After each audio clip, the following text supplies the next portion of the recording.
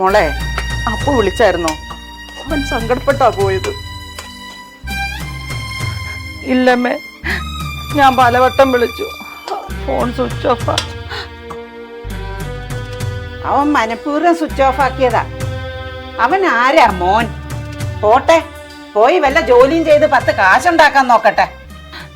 ഒരു നേരത്തെ ആഹാരം പോലും മര്യാദക്ക് ഉണ്ടാക്കി കൊടുക്കാൻ എനിക്ക് പറ്റിയില്ല. എല്ലാരും കൂടി ഓടിച്ചില്ലേ ആ പാവത്തിനെ. ഗൾഫിൽ ഒരു ജോലി കിട്ടുന്ന കാര്യം അത്ര ചെറിയതൊന്നുമല്ല. അത് കളയണ്ടെന്നേ ഞാൻ ഉദ്ദേശിച്ചുള്ളൂ.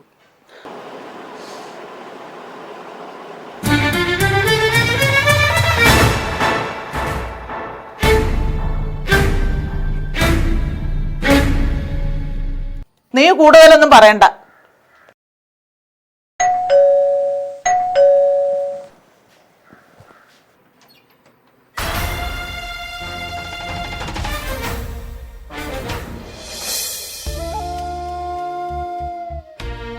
ഇത് അപ്പുവിൻ്റെ വീടല്ലേ?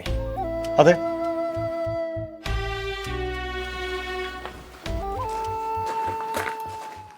വെള്ളൂർ SHO ഒരു എമർജൻസി ലീവ് ആയതുകൊണ്ടാണ് ഞാൻ തന്നെ വന്നത്. ഡയറിയിൽ കണ്ട നമ്പറിൽ പലവട്ടം വിളിച്ചിട്ടും റെസ്പോൺസ് ഉണ്ടായിരുന്നില്ല. നിങ്ങൾ അപ്പുവിൻ്റെ ആരാ? ഞാൻ അനിയന സാറേ.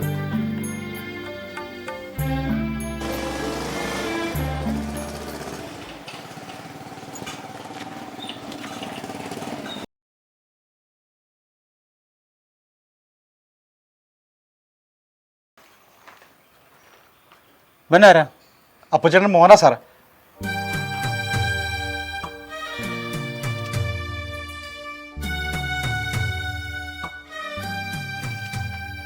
ഇത് അപ്പുവിൻ്റെ പാസ്പോർട്ട് തന്നെയല്ലേ? അതെ സാർ, അതെ. എന്തുണ്ടായി? എൻ്റെ അച്ഛൻ എന്ത് പറ്റി സാർ? റെയിൽവേ ട്രാക്കിൽ തിരിച്ചറിയാൻ പറ്റാത്ത രീതിയിൽ ഒരു ബോഡി കണ്ടു.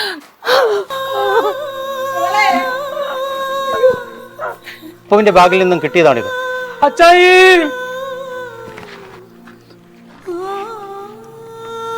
ശബ്ദം ഉണ്ടാക്കരുത്. ഈ വിവരം ഇവിടെ ആരും അറിഞ്ഞിട്ടില്ല.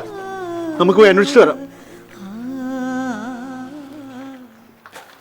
തൽക്കാലം ഈ വിവരം ഇവിടെ ആരും അറിയണ്ട.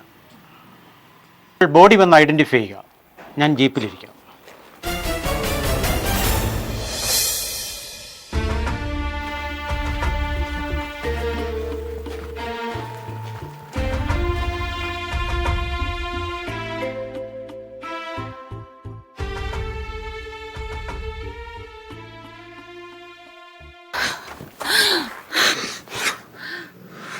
സജീവ, അയാൾ എന്തിനാ വന്നേ? എന്താ പറഞ്ഞേ?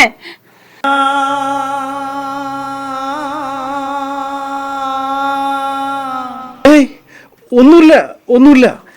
അപ്പുറത്തെ വീട്ടിലെ വഴി ഒതുക്കാൻ വന്നതാ. പറയടാ, എന്റെ അപ്പുവേട്ടന് എന്ത് പറ്റി? പറയാതെ നിന്നെ ഞാൻ പിടില്ല.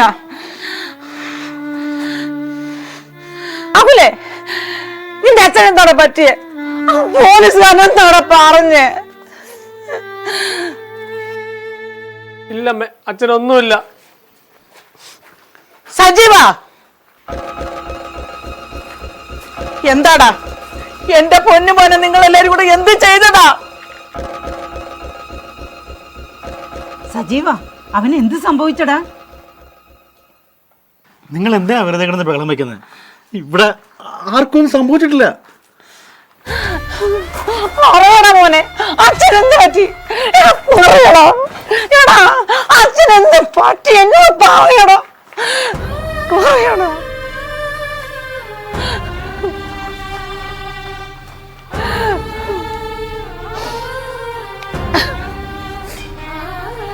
ഇല്ലമ്മേ, അച്ചായിക്ക് ഒന്നുമില്ല. മകത്തേക്ക് നോക്കിയോ?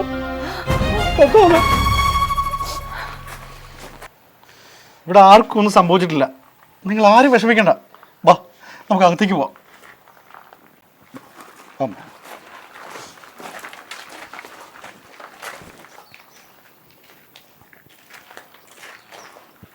നീ വിഷമിക്കണ്ട മോനെ, നമുക്ക് പോവാം.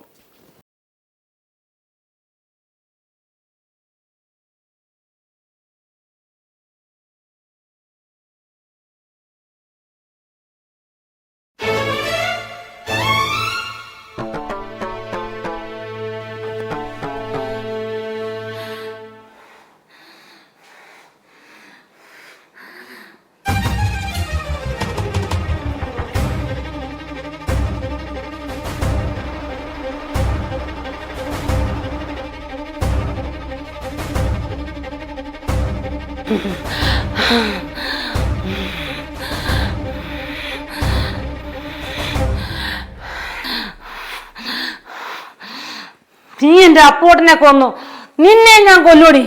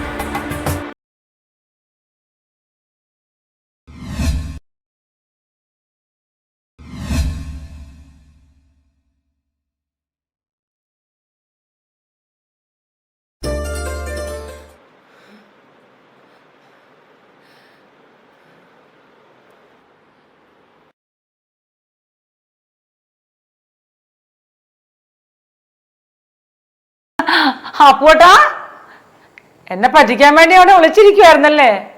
എന്നെ കൊണ്ടുപോകാൻ വന്നാണോ? ഞാൻ ഇനി എൻ്റെ അപ്പോട്ടിനെ ഒരിടത്തും വിടില്ല. എന്നെ തനിച്ചാക്കിയിട്ട് പോവല്ലേ? എനിക്ക് വേറെ ആരാ ഉള്ളേ?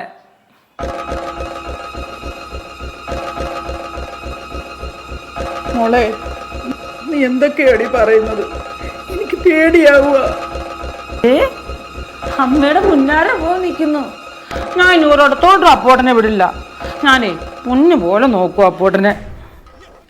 എൻ്റെ പൊന്നു മോളെ, നീ എന്തൊക്കെയായി പറയുന്നത്? നമ്മുടെ അപ്പൂന് ഒന്നും സംഭവിക്കില്ല. അയ്യോ, എൻ്റെ അപ്പോട്ടന് ചോറ് കൊടുക്കാൻ മറന്നുപോയി.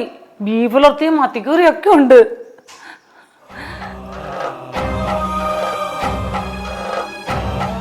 എനിക്ക് സഹിക്കാൻ പറ്റുന്നില്ല മോളെ. നമ്മുടെ അപ്പൂന് ഒന്നും സംഭവിക്കില്ല.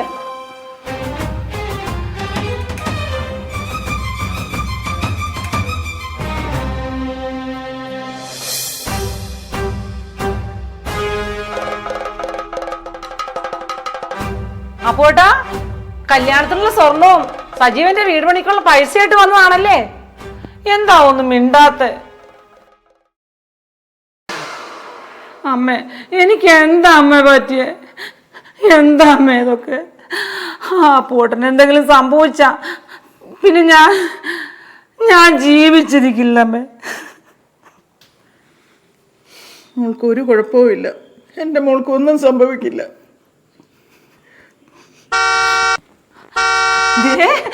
ആ പോട്ടൻ ദുബായിൽ വന്നു.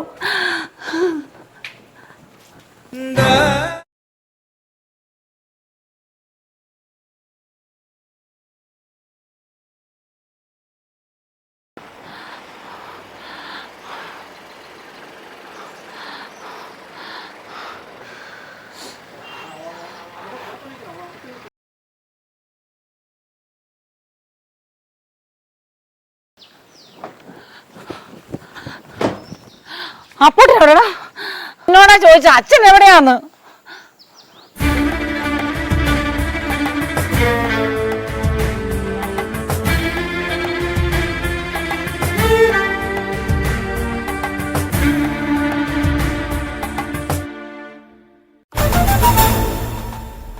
അപ്പോട്ടാ, എന്താ ഇത്?